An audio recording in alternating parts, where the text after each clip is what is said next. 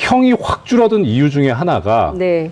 그 아까 의원님 이제 예전부터 제기하셨던 승마 관련해서 네. 말의 소유권이 누구한테 있느냐 이게 그렇죠. 또 하나의 쟁점이었거든요. 예. 말의 소유권이 최순실 정유라에게 있다면 네. 이건 뇌물이 되는 건데 네. 그런데 지금 이번 재판부에서 뭐라고 봤냐면 네. 말의 소유권은 넘어가진 않았다. 네. 그러니까 무상으로 사용한 사용이익 이게 뇌물에 해당한다라고 봤거든요. 무상으로. 그러니까 그 말은 삼성 거라는 거예요? 그렇죠. 네. 그러니까 지금 여기서 이제 그러면은 과연 정말 이 소유권이 어디에 넘어갔느냐라고 네. 누구한테 있느냐 관련해서 1심 판결에 보면 상당히 좀 재미있는 부분이 하나 있습니다. 예. 뭐가 있었냐면 네. 1심 재판 과정에서 예. 그러니까 작년 5월 24일 날 삼성 측에서 문서를 하나 제출합니다. 법원에. 뭐냐면은 매매 계약이 해제됐다는 해제 합의서인데 네. 이게 뭔 내용이냐면 삼성하고 마주 사이에 네. 매매 계약을 깬다는 거예요. 그러니까 이게 무슨 뜻이냐면 뭐예요? 삼성 입장에서는 자 우리가 네. 소유권자니까 이 계약을 깰 수 있는 거 아니냐. 아하. 만약에 최순실 정유라한테 소유권이 넘어갔다면 네. 그러면 계약을 깨는 권한도 그쪽에 있기 때문에 네. 그러니까 우리가 지금 이 합의서를 낸다는 것 자체가 네. 저쪽 말을 사고 팔고 했던 거기서도 네. 삼성 쪽을 소유자로 생각하고 있는 거다. 그러니 뇌물이 아니다라는 주장을 합니다. 근데 거기에 대해서 1심 판결에 뭐라고 나오냐면 다 좋은데 네. 다 좋은데 첫째는 이 합의서에 네. 이 이재용 부회장 사건에서 법적으로 문제되는 부분들에 관한 조항들이 하나하나 다 나와요. 그리고 이게 이제 당연히 재판 과정에서 작성된 문서잖아요. 네, 네. 그러니까 어떻게 예. 이쪽은 그렇다 치고 네. 저쪽 독일 측에서 이 재판에서 문제가 되는 걸 어떻게 다 알고 이렇게 합의를 했느냐. 이건 못 믿겠다. 그러니까 삼성이 왜 최순실 씨와 정유라 씨한테 무상으로 말을 쓰게 해줍니까? 그러니까 그게 이제 말이 됩니까? 제가 지금 뭐 어떤 그런 네. 사실관계적인 얘기도 있지만 네. 일단 뭐 저는 이제 어떤 법적인 뭐 네. 증거 관련해서 말씀드리고 있는 네. 건데요. 이 일에서 여기서 문제가 됐던 게 결국은 삼성이 네. 삼성 측에서 네. 존재하지 않는 사실을 증명하기 위해서 증거를 착출을 한 거예요. 만들어낸 거예요. 근데 이게 지금 항소심 판결대로 소유권이 정유라 최순실에게 있지 않다면 네. 그럼 이 합의서는 어떻게 해석을 할 것이냐. 이게 그럼 정당한 합의서라고 본 거냐. 네. 라는 의문이 좀 있거든요. 그래서 그렇구나. 전 사실 판결문이 아직 나오기 전인데 네. 도대체 이 정영식 부장판사 재판부에서는 이 합의서를 뭐라고 봤을까? 전화해서 아주 물어봐야 궁금합니다. 될 것 같아요. 그리고 예. 최순실 정유라 네. 독일에 말 지원 과정에서 네. 독일에 살고 있는데 지금 네. 그분이 핵심 키맨이 있어요. 삼성 출신인데요. 정유라 말 관련해서 핵심 저는 키맨이 지금 이 삼성 전체를 다 독일에 기획했다고 있다. 예. 제가 보는 핵심 키맨이 있어요. 독일에. 네, 삼성 출신이고 지금도 독일 프랑크푸르트 살고 있는데요. 예. 제가 이분 때문에 예. 피하는 자가 범인이다라는 그런 제가 말을 만들었는데요. 집 앞까지 찾아갔어요. 뭐 이런 좀 독일에서 네. 그런 좀 의혹을 네. 좀 설명을 좀 해달라. 나타나지가 않아요. 도망 다녀요. 계속 의원님을 도망 다닌다는 그럼요. 거예요. 지난번에 독일 가셨어도 못 만났고요. 이번에도 제가 최근에 또 다녀왔는데 네. 6번을 이제 다녀왔거든요. 예. 갈 때마다 여러 루트를 통해 가지고 심지어 네. 총영사관 통해 가지고도 네. 시도를 해봤고 예. 또 삼성 쪽 관계자도 통해 가지고 내가 당신을 의심하는 게 아니다. 몇 가지 내가 좀 설명을 듣고 싶은 부분이 있으니까는 네. 좀 만나달라. 네. 6번 계속 피해 다닙니다. 그러니까 피하는 자 범인이다. 예. 이 키맨에게 저는 묻고 싶어요. 예. 과연 이게 은닉재산 이 부분이 무죄인지 맞는지 네. 물으면서 제가 가지고 있는 몇 가지 처음부터 끝까지 저는 그분이 다 기획했다고 보는 거니까 네. 그분이 검찰이 좀 모셔서 그분은 소환 검찰 조사 조사도 피해갔죠. 피해갔어요. 그분은 전혀 지금 드러나 있지 않는 분이에요. 키맨이? 키맨이에요. 그리고 최순실 독일 은닉재산도 저는 그분이 관련돼 있다고 보는데요. 피하니까 제가 범인으로 의심을 하는 것이죠. 의원님 이 말씀은 처음 하시는 것 같아요. 이렇게 그렇지 삼성 않습니다. 관련해서 아니 지금 이 사람이 키맨이고 아직도 드러나지 않고 제 6번째 책에 만나자. 그분에 대한 이야기도 써 있습니다. 아 그래요? 네. 알겠습니다. 책 좀 읽으시죠. 안 읽었어요. 책 제목도 좀 말씀해 주세요. 책 제목이 뭐예요? 끝나지 않은 전쟁. 네. 아, 불후의 명작. 최순실 불후의 꼭 읽겠습니다. 불후의 명작. 지난번에 영화 보러 참, 가셨다가 웃을 그 얘기를 하셨어요. 최순실 씨의 일이 동생 아닌데. 최순천에게 1,200억 원의 돈이 있다. 이 돈의 정체를 이제 밝혀야 된다 이런 말씀을 하셨어요. 이거 추적이 좀 되고 있으신가요? 이 돈이 어디서 나왔을까요? 그걸 이제 수사를 해야 되는데요. 네.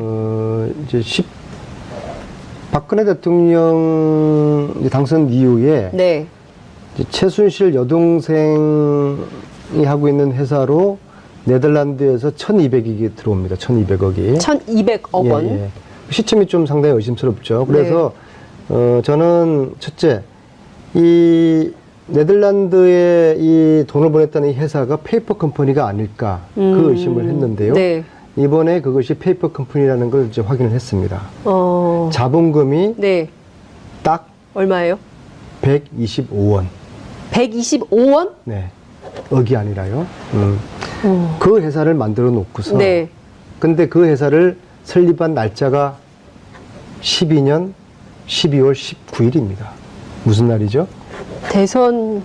대통령 박근혜 선거가 당선된 네. 날이네요. 그날 페이퍼 컴퍼니를 만들어서 그 예. 회사를 통해 가지고 예. 보름 후에 돈을 쏩니다. 1,200억 원을. 네. 예. 1,200억은 두 차례 들어오죠. 예. 첫 번째는 13년 1월 달에 들어오고요. 예. 자, 그러면 아니 1,200억 원을 두 번으로 나눠서 얼마씩 가는 건가요? 13, 14년도에 네. 그 금액은 제가 정확하게 아, 모르겠습니다. 예. 어쨌든 두 차례에 그러나 두 걸쳐서 차례 들어온 1,200억 원이 거는 갔다. 확실하고요. 네. 그러면 과연 12월 19일 날 그 회사를 설립한 게 네. 이게 우연히 일치일까? 그리고 125원 네. 달러도 아니고요. 125원. 125원을 네. 누가 왜 보냈을까? 예. 자본금으로. 네. 이걸 이제 수사를 해야 되는 것이죠. 근데 이 수사의 난점은 결국에는 그 돈들이 누구 돈인가를 찾아야 되는데요. 이미 소위 말하는 금은머리 외국인이라는 외국인들로 차명으로 이렇게 돌려져 있을 겁니다. 네. 이걸 수사하기 위해서는 네덜란드나 네. 그 돈은 저는 홍콩과 미국에서 들어왔을 거라고 보는데요. 홍콩과 미국. 홍콩과 미국에서 돈이 들어와서 네덜란드의 예. 페이퍼컴을 통해서 예. 한국으로 들어왔을 거라고 제가 지금 퍼즐을 맞췄는데요. 네. 그러면은 홍콩은 그 알겠습니다. 돈이 누구 것이며 네. 미국은 그 돈이 누구 것인지 이거는 자, 검찰이 현지의 공권력하고 우리 네. 검찰이 수사를 해야 되는 수사 문제죠. 공조를 해서 이거를 확인을 좀 해야 되겠다. 이거 지금 적폐청산이 뭐 피로도 얘기하지만 아직도 궁금증은 은닉재산 하나도 안 계속 나왔죠. 은닉재산 은닉재산 하나도 안 나왔고 그리고 지금 궁금증은 계속 커지는데 이것을 덮을 이유는 없다. 덮으려고 하면 감추려는 자가 범인이다. 이 말씀 주셨습니다.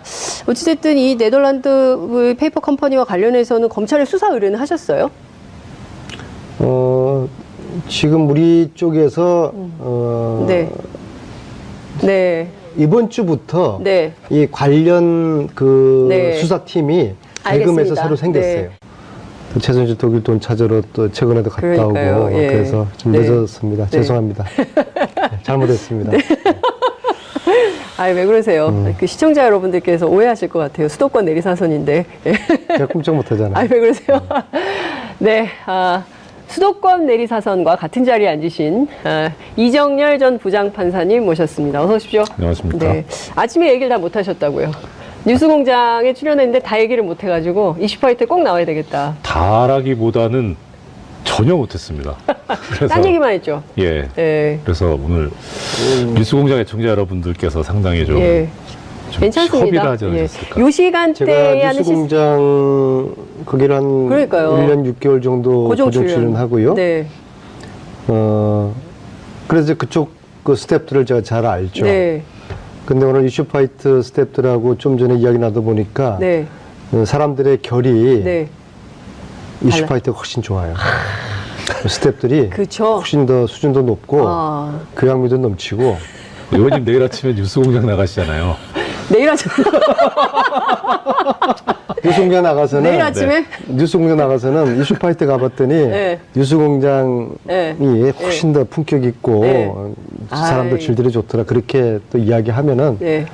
또 그렇게 이제 다 빠져나가는 또 이게 너무 그때그때 다른 거 아닙니까? 이게 좀 그 원칙을 고수하면서 판단을 좀 지켜가시죠. 아무튼, 이슈파이터가 더 나은 걸로.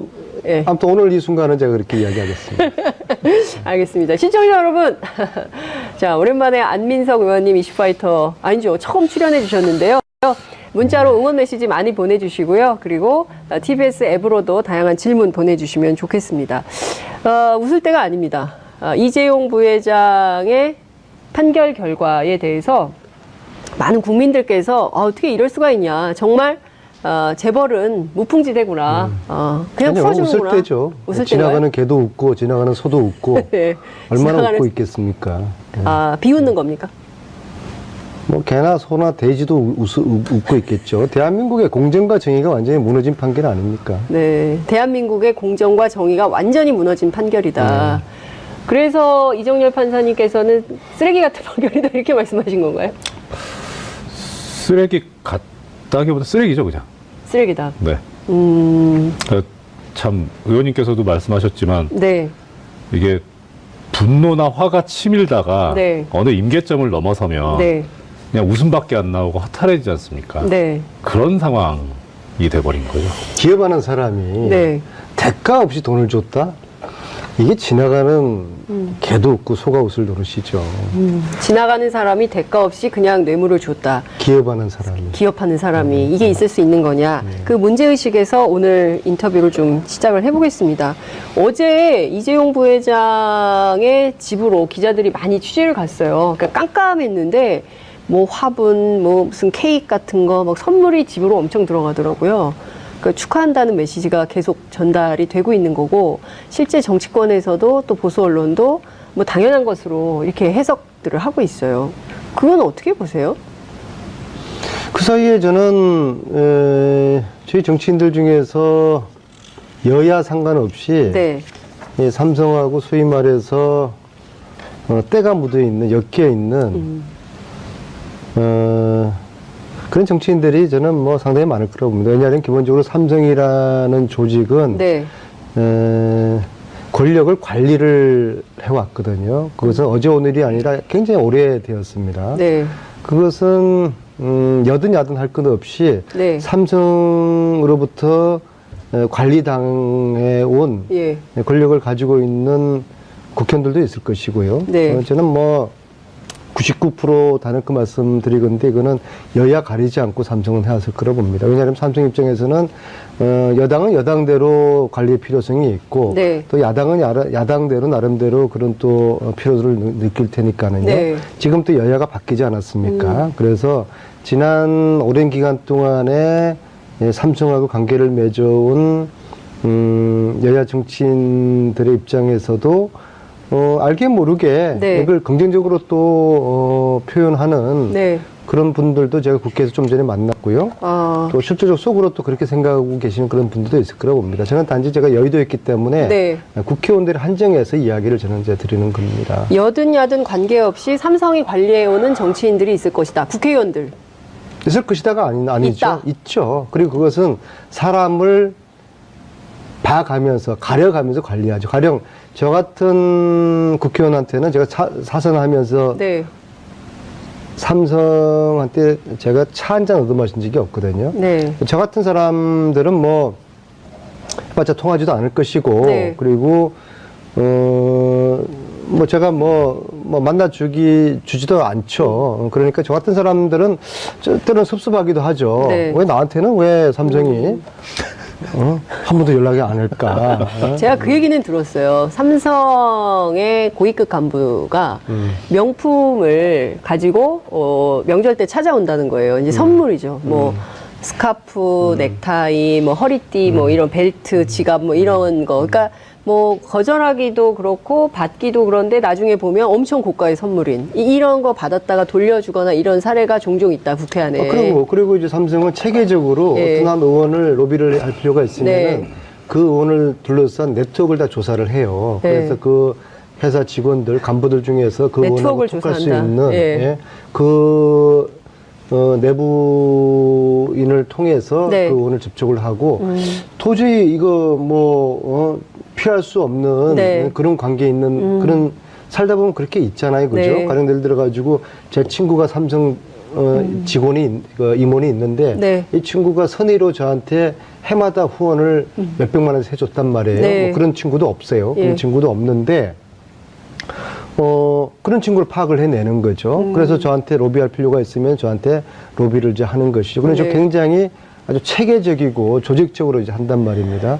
작년에 제가 최순실 국정감사 하면서 네. 아주 황당한 일을 당했어요.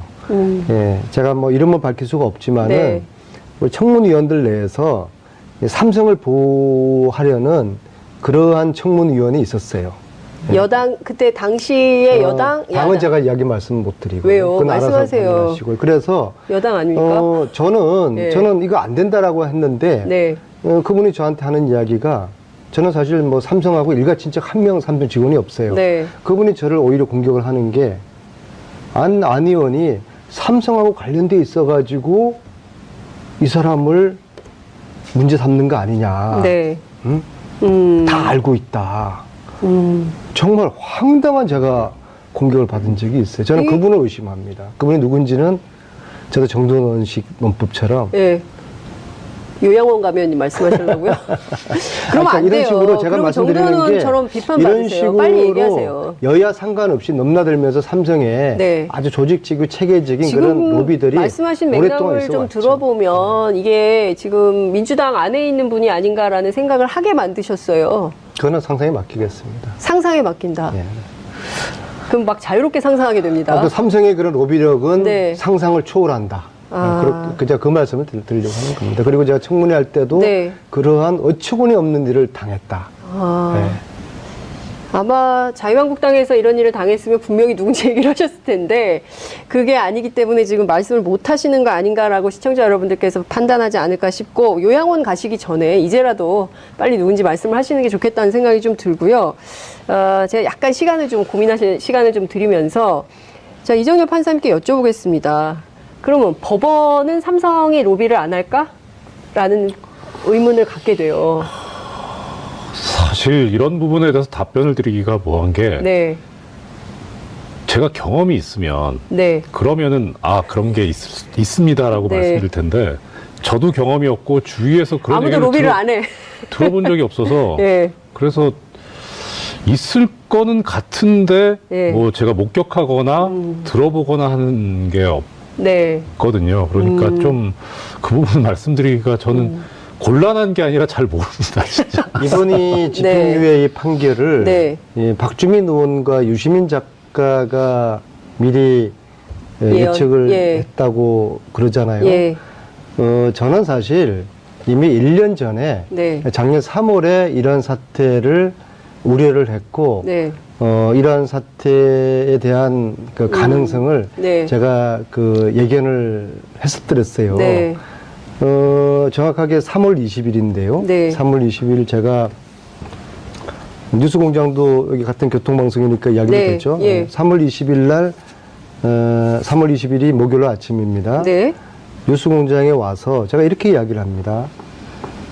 이재용의 재판을 맡고 있는 주심 판사가 그 판사에 대해서 알아봤더니 네. 최순실 후견인의 사위이다. 사위더라. 네. 제가 이걸 어떻게 알았냐면요. 독일 가가지고 네. 최순실을 80년대 도와준 사람을 쭉 추적을 해봤더니 네. 윤모라는 전 그 제독 한인 회장이 있어요. 예. 그런 나이가 70이 됐는데요. 예. 그분을 몇 차례 만나면서 그분이 독일 온 최순실을 만나게 된 게 한국에 있는 임모 교수가 도와주라고 해서 네. 도와주게 됐다는 거예요. 예.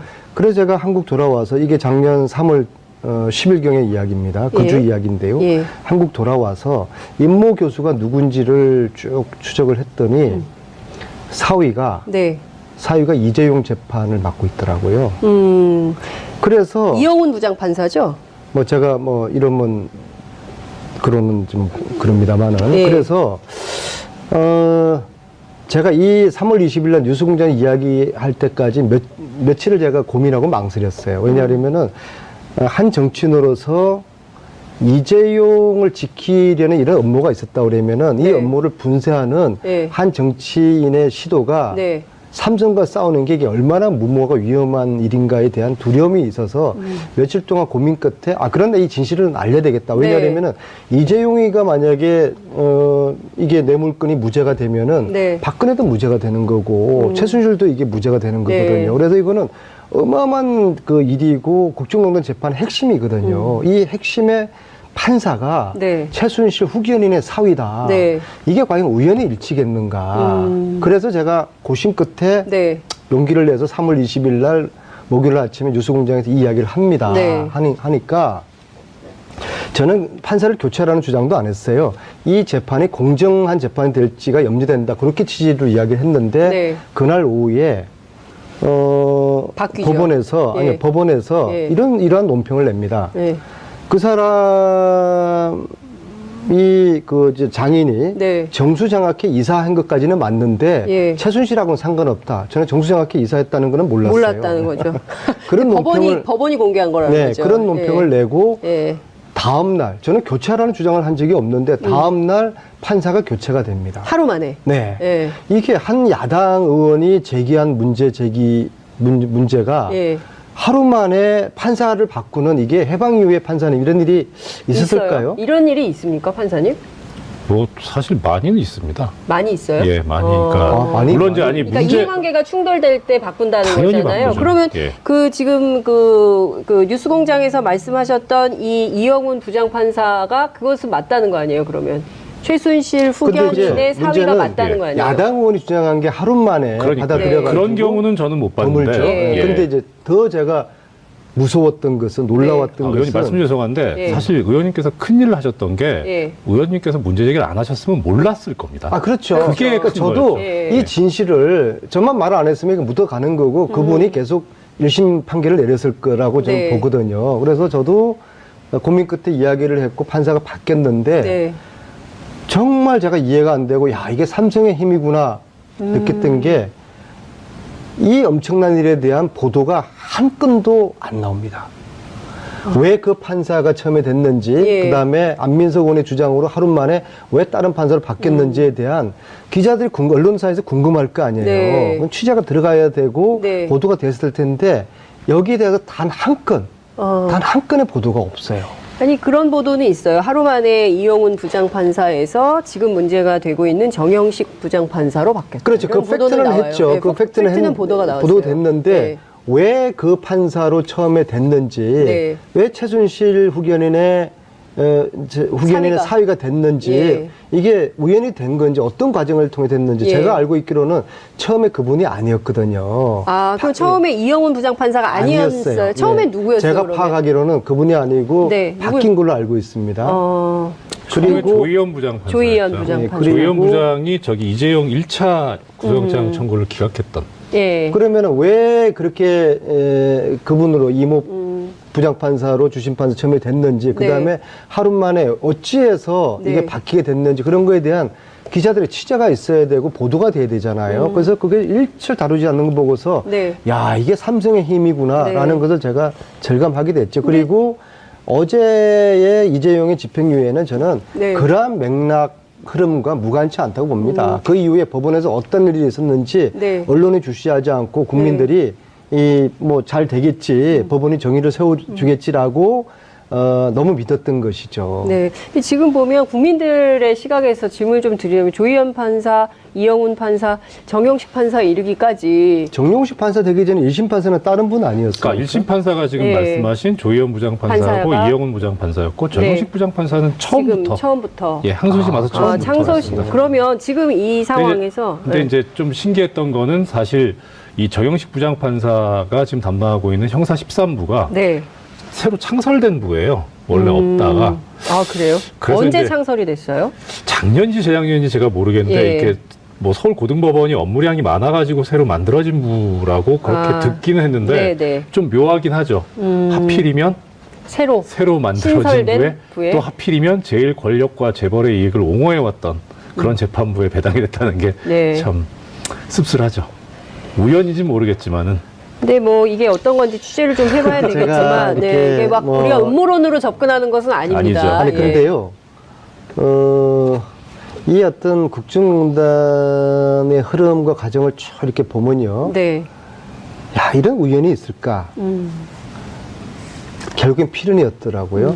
그러니까 우연으로 포장된 필연의 연속이에요. 네.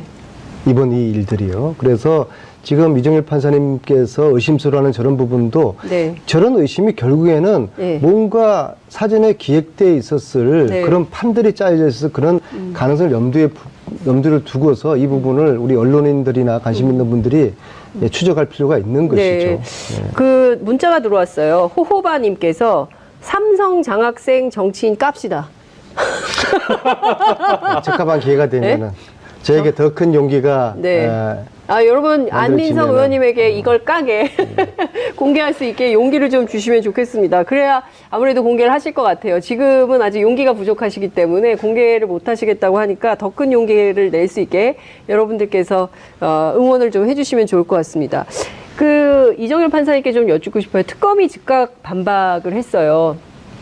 5가지 갈래로 나눠가지고 쫙 비판을 했는데요. 특검의 네. 주장에 대해서는 어느 지점에서 동의하시고 또 어느 지점에서 좀 부족하다 이렇게 좀 보십니까? 일단 가장 처음에 내세운 이제 특검 입장문에 나온 얘기가 네. 모순되는 판결이다. 그렇죠. 예, 이 모순되는 판결에 전적으로 동의합니다. 그리고 지금 특검에서 이제 모순된 판결이라고 하면서 네. 처음 제시했던 게 그 이재용 부회장의 승계 작업을 인정할 증거가 없다라고 하면서 하지만 이런 일련의 과정과 절차상 삼성전자에 대한 이재용 부회장의 지배력 확보에 유리한 효과가 있었다. 네. 이렇게 또 판단하고 있는 게 예. 이제 모순된다 이런 얘기도 했었는데요. 맞습니다. 그 외에 또 여러 가지 모순점이 있습니다. 이 네. 판결에. 그래서 뭐 시간이 허락할지 모르겠습니다만. 안종범 수첩도 그렇잖아요. 예, 그거는 이제 다른 판결하고 모순되는 예, 거고요. 다른 판결. 이 판결 자체 내에서 내부에서. 모순되는 부분이 있는데 네. 하나만 예를 들어드리자면 공소장에 공소 사실을 이제 검사가 네. 기재를 하죠. 네. 그러면 이제 피고인이 이러이러한 행위를 했다. 이것이 범죄에 해당한다. 이런 내용인데 네. 그런 내용을 쓸 때에는 범행이 있었던 때, 일시, 예, 예. 장소, 예. 내용 뭐 이런 거를 좀 구체적으로 적어야 됩니다. 그래야 피고인 입장에서 나는 그런 행위를 하지 않았다라고 하는 방어를 할 수 있으니까요. 네. 뭐 예를 들어 일시가 다르다면 알리바이 주장도 할 수 있고요. 네. 만약에 이런 게 불투명하고 소위 말해서 두리뭉실하면 네. 그러면 공소 제기가 위법하기 때문에 무효가 되고 네. 공소기각 사유가 됩니다. 아예 그냥. 아예. 예. 네. 근데 지금 변호인 측에서, 그러니까 이재용 부회장 측에서 이 주장을 했었어요. 계속. 이 지금 뇌물 공여 부분 관련해서 네. 너무 모호하다라는 네. 주장을 했습니다. 네. 이 부분을 받아들이지 않아요. 예. 이 항소심 재판부에서도. 예. 왜 그 이유가 뭐냐면 네. 얘기한 것이 범죄의 성격이나 네. 그다음에 범행 기간이나 네. 또 이런 걸 좀 비춰보면 네. 이제 좀 길었고 예. 이게 상당히 뇌물 범죄라는 게 은밀하게 벌어지지 않습니까? 예. 그러니까 지시했다는 내용 또 공모했다는 내용을 좀 다소 개괄적으로 표시하는 게 부득이하다고 보여진다. 네. 그러니까 이 정도 가지고는 공소기각 사유가 안 된다라고 네. 했어요. 그런데 나중에 가서 내용에 있어서 네.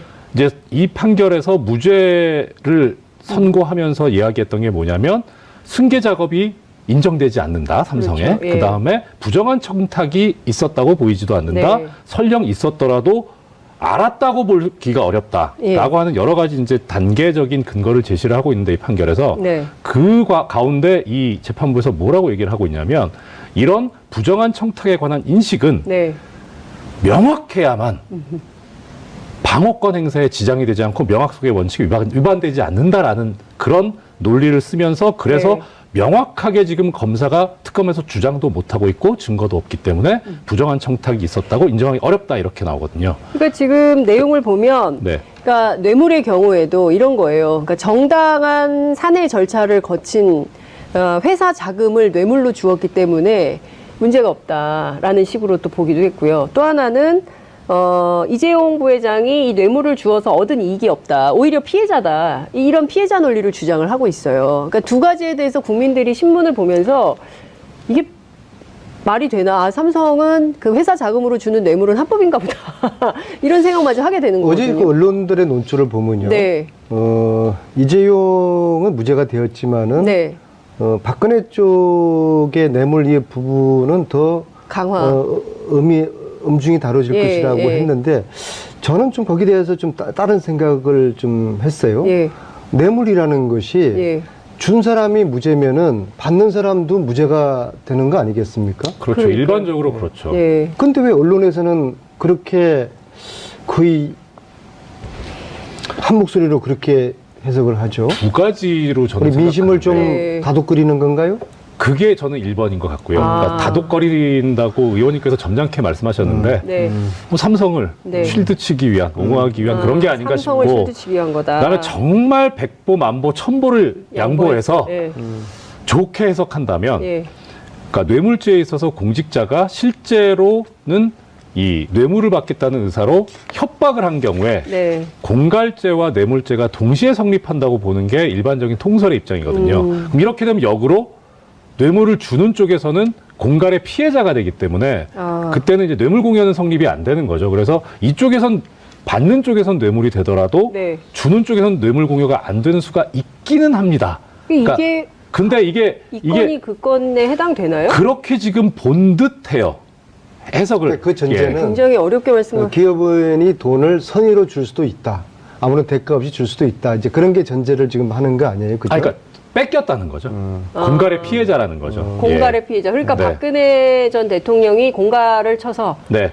이재용 부회장, 그러니까 삼성의 돈을 뺏은 거다. 예, 뜯었다. 뜯었다. 그러니까 뜯긴 이재용 부회장은 피해자고. 예, 그렇죠. 이 논리를 변호인도 주장을 했었고 그게 예. 그런 식으로 지금 논리 구성이 돼 있기는 해요. 그러니까 삼성이 아무런 대가가 바라지 않았다는 걸 지금 전제로 하는 거 아니겠어요? 근데 그렇죠. 그렇게 하기에는 이 삼성물산과 제일모직 인수 합병 과정에서 생긴 여러 가지 문제점으로 문영표 보건복지부 장관 구속됐죠. 그리고 국민연금 기금운용본부 본부장이었던 홍한선 본부장 구속됐죠. 징역 2년 6월씩 받았잖아요. 근데 그 과정에서 받은 피해자들은 다 징역 살고 있는데. 그 사람들도 이제 다 풀어줘야 되는 거죠. 그런 겁니까? 판사님 어떻게 보세요? 다 풀어줘야 돼요? 사실 아까 이 판결대로라고 하는 전제를 예. 까셔서 그런데 그렇다면 그렇고 근데 예. 사실 저는 이제 이 판결에 대해서 보면서 뭐 결론에 해당하는 말씀입니다만 네. 크게 뭐 걱정은 안 되는 게 네. 그런 문영표 전 장관이나 홍한선 기금본부장 전 기금본부장 예. 같은 경우는 그런 판결들이 있기 때문에 거기서 예. 본인들이 인정을 했거든요. 예. 그러니까 이게 대법원에 이제 전부 모였을 때 그때 과연 이 어제 있었던 이 이재용 부회장에 관한 이 대한 판결이 과연 대법원에서 유지될 수 있을 것인가 저는 상당히 회의적으로 보거든요. 대법에서 뒤집어진다. 네, 뒤집어질 거라고 뒤집어질 수밖에 없다. 이렇게. 대법의 판사들은 제대로 판결을 할까요? 일단 현재는 난망인데요. 네. 이 지금 이재용 부회장 같은 경우에 집행유예로 석방된 거에 대해서 우리가 상당히 분개는 하고 있습니다만 어떻게 보면은 잘 됐다 싶은 게 구속 상태에 있을 때에는 이 판결 선고 기간에 제한이 있어요. 네. 그런데 불구속 상태에서는 그런 제한이 없거든요. 그러니까 좀 묵혀놨다가 네. 대법관들 이제 좀 있으면 다 뭐 상당 부분 임기 종료로 교체되잖아요. 예. 좀 제대로 생각할 수 있는 대법관들로 많이 교체가 됐을 때 그때 가서 이 판결을 선고해도 저는 늦지 않다고 근데 생각해요. 지금 당장 국민적인 법 감정에 비유한다면 물론 이제 대법에 가서 뒤집어질 가능성이 높다 하더라도 지금 이 판결에 대해서 국민들이 공분하는 가장 큰 이유는 뭐 이런 거예요. 승마 지원에 사용된 돈은 형식적인 아마 사회공헌 활동의 일환으로서 볼 수 있다. 사회공헌 말 사건 제일 처음 제보를 받아서 사회에 알린 최초의 국회의원이 바로 안민석 의원님이신데 사회공헌이라고 그랬거든요. 정형식 판사님께서 형식적으로 좀 말씀을 해주세요. 형식적으로. 네? 사회공헌이라고 판사님 판결을 하셨으니까 네. 그 판결은 존중하되 예. 국민들 중에서 믿는 사람, 그걸 수용하는 사람이 누가 있겠습니까? 그래서 저는 뭐 법률 전문가는 아니지만은 네. 이 판사의 판결은 국민들을 우습게 하는 그런 판결이라고 저는 봅니다. 국민을 우습게 하는 네, 판결이다. 네, 네. 그리고 또 한편으로 보면요. 네. 이제 국민들이 꺼져가는 이 촛불의 불씨 뭐 법원이 알아서 해주겠지. 네. 그런 좀 믿음은 갖는 거죠. 예. 그 판사들 사법부 내부의 적폐에 대해서 우리 국민들은 저만 하도 잘 모르거든요. 네. 국회의원들 중에서도 법사위 내부에 있는 몇몇 분 아니면은 잘 몰라요. 네. 그래서 이 국민들로 하여금 또다시 경각심을 깨우쳐준 그런 결과를 초래하고 있지 않는가. 이게 국민들에게 경각심을 주기 위해서 이런 판결을 한 거다. 끝날 때까지 끝날 때까지 끝난 게 아닌가벼. 이거 정말 이게 끝나지 않은 전쟁이네. 다시 한번 정신 바짝 차리고 국민들이 눈을 부릅뜨고 봐야 되겠네. 국민들이 또 한번 촛불을 그런 들어야겠다. 이제 경각심을 좀 국민들은 모두 야 정말 이거 촛불 들고 다시 한번 나가야 되는 거 아니야? 네. 그런 다 심정일 거예요. 네. 근데 이제 날씨가 너무 추우니까 아무튼 국민들 가슴에 또다시 분노의 촛불이 타오르고 있는 그런 결과를 초래한 판결이라고 봅니다. 그러니까 저는 다른 거 다 떠나서 재산 국외 도피 혐의도 무죄의 판결을 내렸거든요. 그리고 그 내부 품위 과정을 거쳐서 지출한 비자금으로 준 뇌물만 아니면 괜찮다는 식의 판결이다. 이제 이런 비평이 나오고 있기도 하고요. 이 정치 권력하고 뒷거래를 한 문어발식 사업 확장에 해당하는 전형적인 정경유착도 대상이 아니다.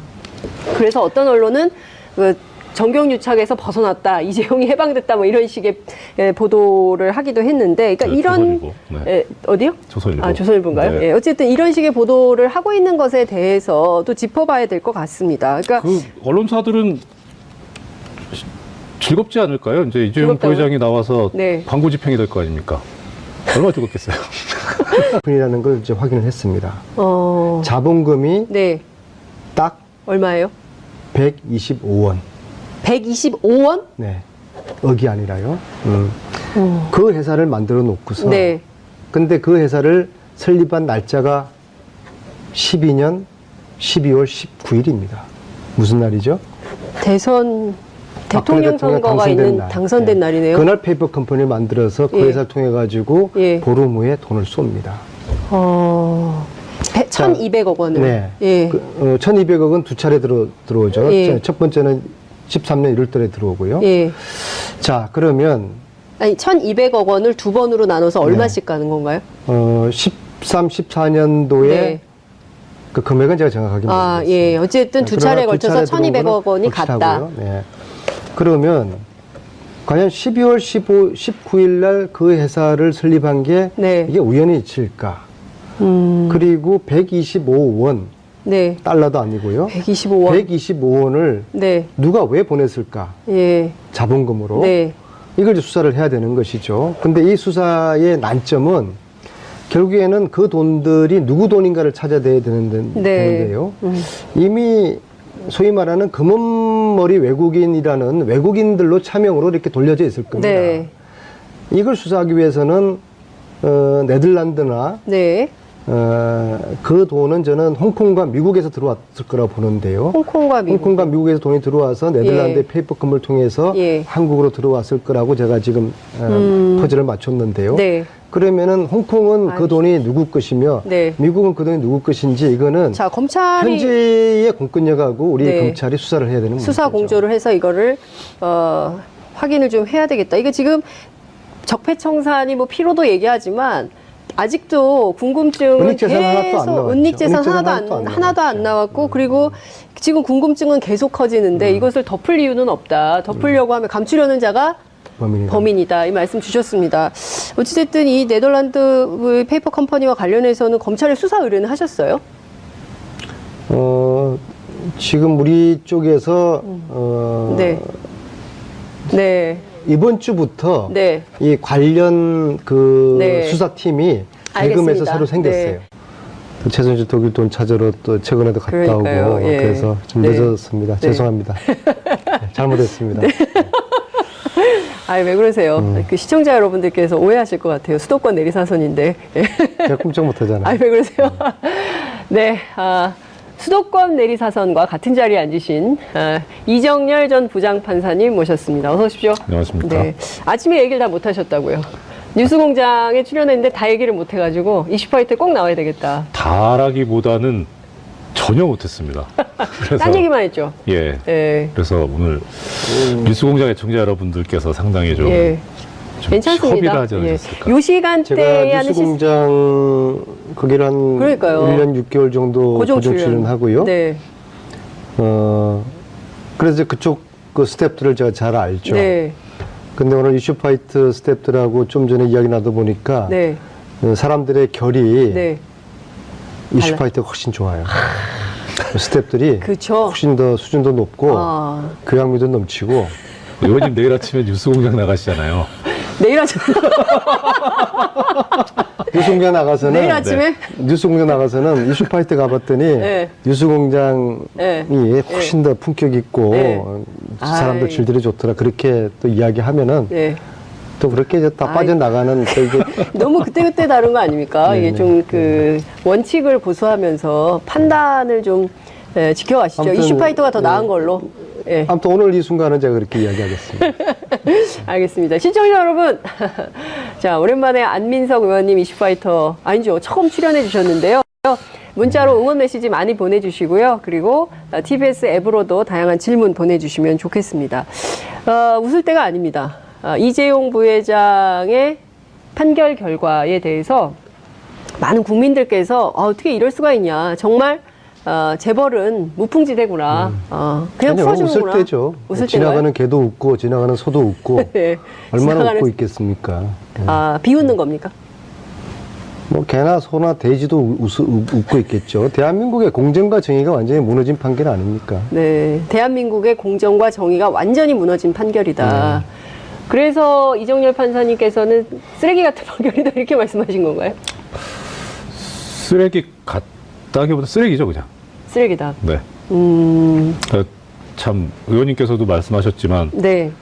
이게 분노나 화가 치밀다가 네. 어느 임계점을 넘어서면 네. 그냥 웃음밖에 안 나오고 허탈해지지 않습니까? 네. 그런 상황이 돼버린 거죠. 기업하는 사람이 네.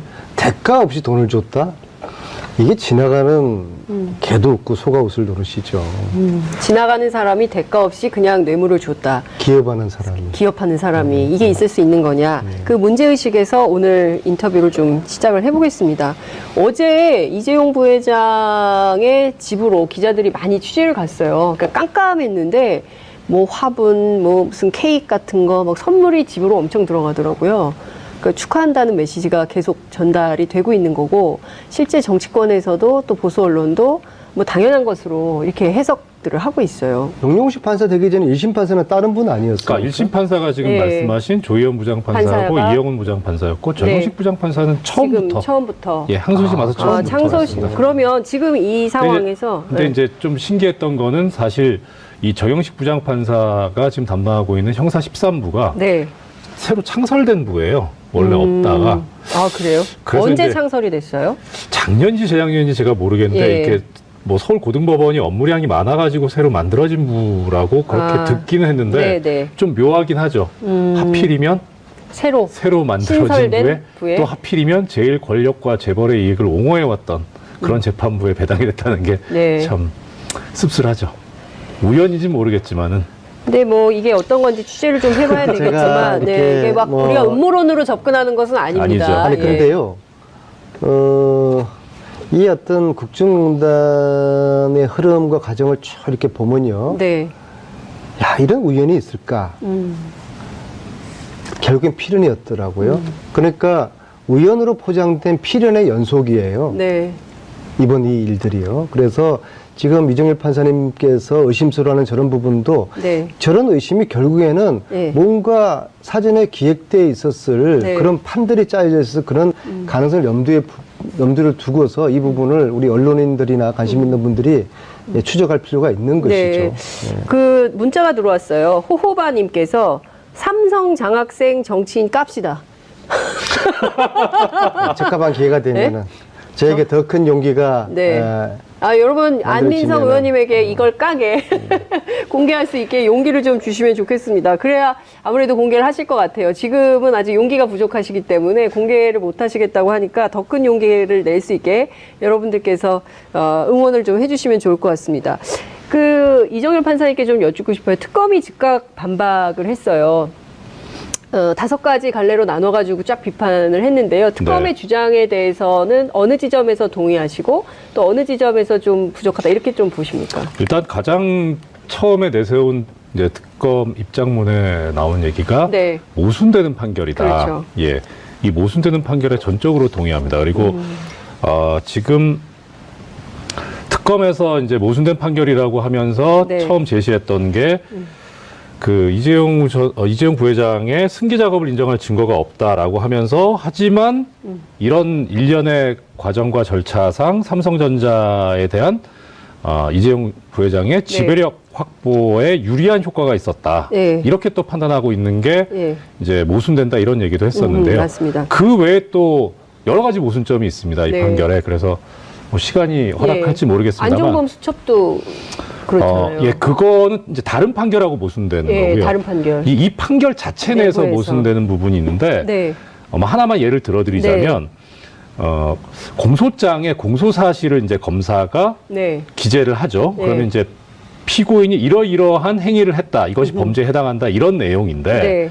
그런 내용을 쓸 때에는 범행이 있었던 때, 일시, 예, 예. 장소, 예. 내용 뭐 이런 거를 좀 구체적으로 적어야 됩니다. 그래야 피고인 입장에서 나는 그런 행위를 하지 않았다라고 하는 방어를 할 수 있으니까요. 네. 뭐 예를 들어 일시가 다르다면 알리바이 주장도 할 수 있고요. 네. 만약에 이런 게 불투명하고 소위 말해서 두리뭉실하면 네. 그러면 공소 제기가 위법하기 때문에 무효가 되고 네. 공소기각 사유가 됩니다. 아예 그냥. 아예. 예. 네. 근데 지금 변호인 측에서, 그러니까 이재용 부회장 측에서 이 주장을 했었어요. 계속. 이 지금 뇌물 공여 부분 관련해서 네. 너무 모호하다라는 네. 주장을 했습니다. 네. 이 부분을 받아들이지 않아요. 예. 이 항소심 재판부에서도. 예. 왜 그 이유가 뭐냐면 네. 얘기한 것이 범죄의 성격이나 네. 그다음에 범행 기간이나 네. 또 이런 걸 좀 비춰보면 네. 이제 좀 길었고 예. 이게 상당히 뇌물 범죄라는 게 은밀하게 벌어지지 않습니까? 예. 그러니까 지시했다는 내용 또 공모했다는 내용을 좀 다소 개괄적으로 표시하는 게 부득이하다고 보여진다. 네. 그러니까 이 정도 가지고는 공소기각 사유가 안 된다라고 네. 했어요. 그런데 나중에 가서 내용에 있어서 네. 이제 이 판결에서 무죄를 선고하면서 이야기했던 게 뭐냐면 승계 작업이 인정되지 않는다, 삼성에. 그렇죠. 예. 그다음에 부정한 청탁이 있었다고 보이지도 않는다. 네. 설령 있었더라도 알았다고 보기가 어렵다라고 예. 하는 여러 가지 이제 단계적인 근거를 제시를 하고 있는데 이 판결에서 네. 그 가운데 이 재판부에서 뭐라고 얘기를 하고 있냐면 이런 부정한 청탁에 관한 인식은 네. 명확해야만 방어권 행사에 지장이 되지 않고 명확성의 원칙이 위반되지 않는다라는 그런 논리를 쓰면서 그래서 네. 명확하게 지금 검사가 특검에서 주장도 못하고 있고 증거도 없기 때문에 부정한 청탁이 있었다고 인정하기 어렵다 이렇게 나오거든요. 그러니까 지금 내용을 보면 네. 그러니까 뇌물의 경우에도 이런 거예요. 그러니까 정당한 사내 절차를 거친 회사 자금을 뇌물로 주었기 때문에 문제가 없다라는 식으로 또 보기도 했고요. 또 하나는 이재용 부회장이 이 뇌물을 주어서 얻은 이익이 없다. 오히려 피해자다. 이런 피해자 논리를 주장을 하고 있어요. 그러니까 두 가지에 대해서 국민들이 신문을 보면서 이게 말이 되나? 삼성은 그 회사 자금으로 주는 뇌물은 합법인가 보다. 이런 생각마저 하게 되는 어제 거거든요. 그 언론들의 논조를 보면요. 네. 이재용은 무죄가 되었지만은 네. 박근혜 쪽의 뇌물 이의 부분은 더 강화. 음중이 다뤄질 것이라고 했는데 그건 어떻게 보세요? 그 사이에 저는 저희 정치인들 중에서 여야 상관없이 네. 예, 삼성하고 소위 말해서 때가 묻어 있는 엮여 있는 그런 정치인들이 저는 뭐 상당히 많을 거라고 봅니다. 왜냐하면 기본적으로 삼성이라는 조직은 네. 권력을 관리를 해왔거든요. 그것은 어제 오늘이 아니라 굉장히 오래되었습니다. 네. 그것은 여든 야든 할 것 없이 네. 삼성으로부터 관리당해 온 예. 권력을 가지고 있는 국회의원들도 있을 것이고요. 네. 저는 뭐 99% 다는 그 말씀 드리건데 이거는 여야 가리지 않고 삼성은 해왔을 거라고 봅니다. 왜냐하면 삼성 입장에서는 여당은 여당대로 관리의 필요성이 있고 네. 또 야당은 야당대로 나름대로 그런 또 필요를 느낄 테니까는요. 네. 지금 또 여야가 바뀌지 않았습니까? 그래서 지난 오랜 기간 동안에 삼성하고 관계를 맺어온 여야 정치인들의 입장에서도 알게 모르게 네. 이걸 긍정적으로 또 표현하는 네. 그런 분들도 제가 국회에서 좀 전에 만났고요. 또 실제적으로 속으로 또 그렇게 생각하고 계시는 그런 분들도 있을 거라고 봅니다. 저는 단지 제가 여의도에 있기 때문에 네. 국회의원들을 한정해서 이야기를 저는 이제 드리는 겁니다. 여든 야든 관계없이 삼성이 관리해오는 정치인들이 있을 것이다. 국회의원들. 있을 것이다가 아니죠. 있다. 있죠. 그리고 그것은 사람을 봐가면서 가려가면서 관리하죠. 가령 저 같은 국회의원한테는 제가 사선하면서 네. 삼성한테 제가 차 한 잔 얻어마신 적이 없거든요. 네. 저 같은 사람들은 뭐 해봤자 통하지도 않을 것이고 네. 그리고 뭐 제가 주지도 않죠. 그러니까 저 같은 사람들은 때로는 섭섭하기도 하죠. 네. 왜 나한테는 왜 삼성이 한 번도 연락이 안 할까? 제가 그 얘기는 들었어요. 삼성의 고위급 간부가 명품을 가지고 명절 때 찾아온다는 거예요. 이제 선물이죠. 뭐 스카프, 넥타이, 뭐 허리띠, 뭐 이런 벨트, 지갑, 뭐 이런 거. 그러니까 뭐 거절하기도 그렇고 받기도 그런데 나중에 보면 엄청 고가의 선물인 이런 거 받았다가 돌려주거나 이런 사례가 종종 있다 국회 안에. 그리고 이제 삼성은 체계적으로 예. 어떤 한 의원을 로비를 할 필요가 있으면 네.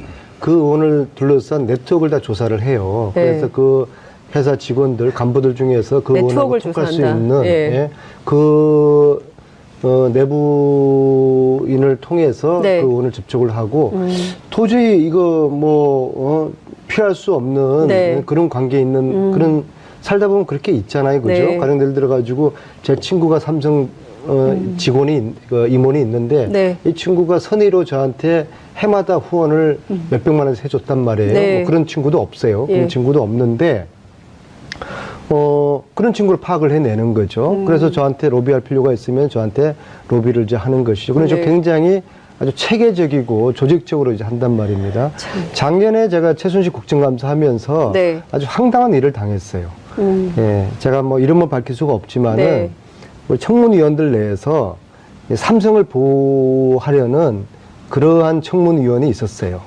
여당 그때 당시에 여당 당은 야당. 제가 이야기 말씀 못 드리고 왜요? 그건 알아서 말씀하세요. 판단하시고요. 그래서 여당 아닙니까? 저는 이거 안 된다라고 했는데 네. 그분이 저한테 하는 이야기가 저는 사실 뭐 삼성하고 일가친척 한 명 삼성 직원이 없어요. 네. 그분이 저를 오히려 공격을 하는 게 안 의원이 삼성하고 관련돼 있어가지고 이 사람을 문제 삼는 거 아니냐. 네. 응? 다 알고 있다.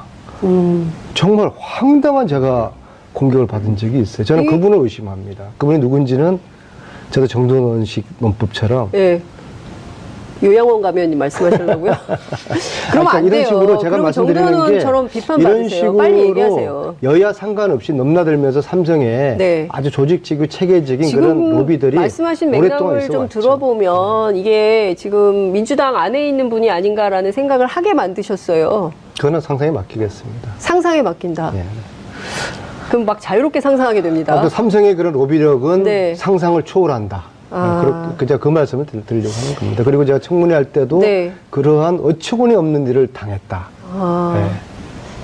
아마 자유한국당에서 이런 일을 당했으면 분명히 누군지 얘기를 하셨을 텐데 그게 아니기 때문에 지금 말씀을 못 하시는 거 아닌가라고 시청자 여러분들께서 판단하지 않을까 싶고 요양원 가시기 전에 이제라도 빨리 누군지 말씀을 하시는 게 좋겠다는 생각이 좀 들고요. 제가 약간 시간을 좀 고민하실 시간을 좀 드리면서 자, 이정엽 판사님께 여쭤보겠습니다. 그러면 법원은 삼성이 로비를 안 할까? 라는 의문을 갖게 돼요.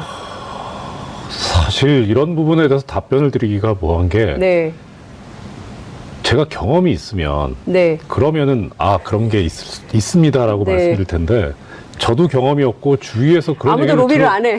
들어본 적이 없어서 네. 그래서 있을 거는 같은데 네. 뭐 제가 목격하거나 들어보거나 하는 게 네. 없거든요. 그러니까 좀 그 부분 말씀드리기가 저는 곤란한 게 아니라 잘 모릅니다, 진짜. 이번이 집행유예 판결을 네. 박주민 의원과 유시민 작가가 미리 예측을 했다고. 형이 확 줄어든 이유 중에 하나가 네. 그 아까 의원님 이제 예전부터 제기하셨던 승마. 관련해서 네. 말의 소유권이 누구한테 있느냐. 이게 그렇죠. 또 하나의 쟁점이었거든요. 예. 말의 소유권이 최순실 정유라에게 있다면 네. 이건 뇌물이 되는 건데 네. 그런데 지금 이번 재판부에서는 뭐라고 봤냐면 네. 말의 소유권은 넘어가진 않았다. 네. 그러니까 무상으로 사용한 사용이익 이게 뇌물에 해당한다라고 봤거든요. 무상으로. 그러니까 그 말은 삼성 거라는 거예요? 그렇죠. 네. 그러니까 지금 여기서 이제 그러면은 과연 정말 이 소유권이 어디에 넘어갔느냐라고 네. 누구한테 있느냐 관련해서 1심 판결에 보면 상당히 좀 재미있는 부분이 하나 있습니다. 예. 뭐가 있었냐면 네. 1심 재판 과정에서 예. 그러니까 작년 5월 24일 날 삼성 측에서 문서를 하나 제출합니다. 법원에. 뭐냐면은 매매 계약이 해제됐다는 해제 합의서인데 네. 이게 뭔 내용이냐면 삼성하고 마주 사이에 네. 매매 계약을 깬다는 거예요. 그러니까 이게 무슨 뜻이냐면 뭐예요? 삼성 입장에서는 자 우리가 네. 소유권자니까 이 계약을 깰 수 있는 거 아니냐. 아하. 만약에 최순실 정유라한테 소유권이 넘어갔다면 네. 그러면 계약을 깨는 권한도 그쪽에 있기 때문에 네. 그러니까 우리가 지금 이 합의서를 낸다는 것 자체가 네. 저쪽 말을 사고 팔고 했던 거기서도 네. 삼성 쪽을 소유자로 생각하고 있는 거다. 그러니 뇌물이 아니다라는 주장을 합니다. 근데 거기에 대해서 1심 판결에 뭐라고 나오냐면 다 좋은데 네. 다 좋은데 첫째는 이 합의서에 네. 이 이재용 부회장 사건에서 법적으로 문제되는 부분들에 관한 조항들이 하나하나 다 나와요. 그리고 이게 이제 당연히 재판 과정에서 작성된 문서잖아요. 네, 네. 그러니까 어떻게 예. 이쪽은 그렇다 치고 네. 저쪽 독일 측에서 이 재판에서 문제가 되는 걸 어떻게 다 알고 이렇게 합의를 했느냐. 이건 못 믿겠다. 그러니까 삼성이 왜 최순실 씨와 정유라 씨한테 무상으로 말을 쓰게 해줍니까? 그러니까 그게 이제 말이 됩니까? 제가 지금 뭐 어떤 그런 네. 사실관계적인 얘기도 있지만 네. 일단 뭐 저는 이제 어떤 법적인 뭐 네. 증거 관련해서 말씀드리고 있는 네. 건데요. 이래서 여기서 문제가 됐던 게 결국은 삼성이 네. 삼성 측에서 네. 존재하지 않는 사실을 증명하기 위해서 증거를 착출을 한 거예요. 만들어낸 거예요. 근데 이게 지금 항소심 판결대로 소유권이 정유라 최순실에게 있지 않다면 네. 그럼 이 합의서는 어떻게 해석을 할 것이냐. 이게 그럼 정당한 합의서라고 본 거냐. 네. 라는 의문이 좀 있거든요. 그래서 그렇구나. 전 사실 판결문이 아직 나오기 전인데 네. 도대체 이 정영식 부장판사 재판부에서는 이 합의서를 뭐라고 봤을까? 전화해서 아주 물어봐야 궁금합니다. 될 것 같아요. 그리고 예. 최순실 정유라 네. 독일에 말 지원 과정에서 네. 독일에 살고 있는데 지금 네. 그분이 핵심 키맨이 있어요. 삼성 출신인데요. 정유라 말 관련해서 핵심 키맨이 지금 이 삼성 전체를 다 기획했다고 독일에 있다. 예. 제가 보는 핵심 키맨이 있어요. 독일에. 네, 삼성 출신이고 지금도 독일 프랑크푸르트 살고 있는데요. 예. 제가 이분 때문에 예. 피하는 자가 범인이다라는 그런 제가 말을 만들었는데요. 집 앞까지 찾아갔어요. 뭐 이런 좀 독일에서. 네. 그런 좀 의혹을 네. 좀 설명을 좀 해달라. 나타나지가 않아요. 도망 다녀요. 계속 의원님을 도망 다닌다는 그럼요. 거예요. 지난번에 독일 가셨어도 못 만났고요. 이번에도 제가 최근에 또 다녀왔는데 네. 6번을 이제 다녀왔거든요. 예. 갈 때마다 여러 루트를 통해 가지고 심지어 네. 총영사관 통해 가지고도 네. 시도를 해봤고 예. 또 삼성 쪽 관계자도 통해 가지고 내가 당신을 의심하는 게 아니다. 몇 가지 내가 좀 설명을 듣고 싶은 부분이 있으니까는 네. 좀 만나달라. 네. 6번 계속 피해 다닙니다. 그러니까 피하는 자 범인이다. 예. 이 키맨에게 저는 묻고 싶어요. 예. 과연 이게 은닉재산 이 부분이 무죄인지 맞는지 네. 물으면서 제가 가지고 있는 몇 가지 처음부터 끝까지 저는 그분이 다 기획했다고 보는 거니까 네. 그분이 검찰이 좀 모셔서 그분은 소환 검찰 조사 조사도 피해갔죠. 피해갔어요. 그분은 전혀 지금 드러나 있지 않는 분이에요. 키맨이? 키맨이에요. 그리고 최순실 독일 은닉재산도 저는 그분이 관련돼 있다고 보는데요. 피하니까 제가 범인으로 의심을 하는 것이죠. 의원님 이 말씀은 처음 하시는 것 같아요. 이렇게 삼성 않습니다. 관련해서 아니 지금 이 사람이 키맨이고 아직도 드러나지 않고 제 6번째 책에 만나자. 그분에 대한 이야기도 써 있습니다. 아 그래요? 네. 알겠습니다. 책 좀 읽으시죠. 안 읽었어요. 책 제목도 좀 말씀해 주세요. 책 제목이 뭐예요? 끝나지 않은 전쟁. 네. 아, 불후의 명작. 최순실 불후의 꼭 읽겠습니다. 불후의 명작. 지난번에 영화 보러 저는 가셨다가 웃을 그 얘기를 하셨어요. 최순실 씨의 일이 동생 아닌데. 최순천에게 1,200억 원의 돈이 있다. 이 돈의 정체를 이제 밝혀야 된다 이런 말씀을 하셨어요. 이거 추적이 좀 되고 있으신가요? 이 돈이 어디서 나왔을까요? 그걸 이제 수사를 해야 되는데요. 네. 박근혜 대통령 당선 이후에 네. 최순실 여동생이 하고 있는 회사로 네덜란드에서 1,200억이 들어옵니다. 1,200억이. 1,200억 원. 예. 시점이 좀 상당히 의심스럽죠. 그래서 저는 첫째, 이 네덜란드에 이 돈을 보냈다는 이 회사가 페이퍼 컴퍼니가 아닐까 그 의심을 했는데요. 네. 이번에 그것이 페이퍼 컴퍼니 그러잖아요. 예. 저는 사실 이미 1년 전에 네. 작년 3월에 이런 사태를 우려를 했고 네. 이러한 사태에 대한 그 가능성을 네. 제가 그 예견을 했었더랬어요. 네. 정확하게 3월 20일인데요. 네. 3월 20일 제가 뉴스공장도 여기 같은 교통방송이니까 이야기도 네. 됐죠. 예. 3월 20일 날 3월 20일이 목요일 아침입니다. 네. 뉴스공장에 와서 제가 이렇게 이야기를 합니다. 이재용의 재판을 맡고 있는 주심 판사가 그 판사에 대해서 알아봤더니 네. 최순실 후견인의 사위이다. 사위더라. 네. 제가 이걸 어떻게 알았냐면요. 독일 가가지고 네. 최순실을 80년대 도와준 사람을 쭉 추적을 해봤더니 네. 윤모라는 전 그 제독 한인 회장이 있어요. 예. 그런 나이가 70이 됐는데요. 예. 그분을 몇 차례 만나면서 그분이 독일 온 최순실을 만나게 된 게 한국에 있는 임모 교수가 도와주라고 해서 네. 도와주게 됐다는 거예요. 예. 그래서 제가 한국 돌아와서 이게 작년 3월 10일경의 이야기입니다. 그 주 예. 이야기인데요. 예. 한국 돌아와서 임모 교수가 누군지를 쭉 추적을 했더니 사위가 네. 이재용 재판을 맡고 있더라고요. 그래서 이영훈 부장판사죠? 뭐 제가 뭐 이러면 그러는 좀 그럽니다만은 예. 그래서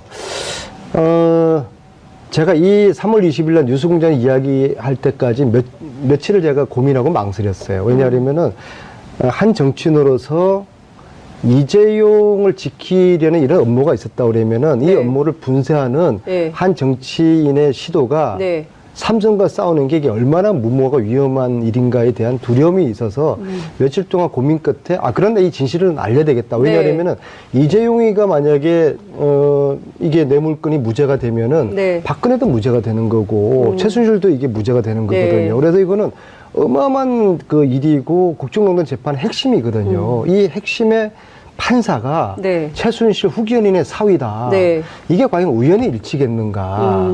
그래서 제가 고심 끝에 네. 용기를 내서 3월 20일 날 목요일 아침에 뉴스공장에서 이 이야기를 합니다. 네.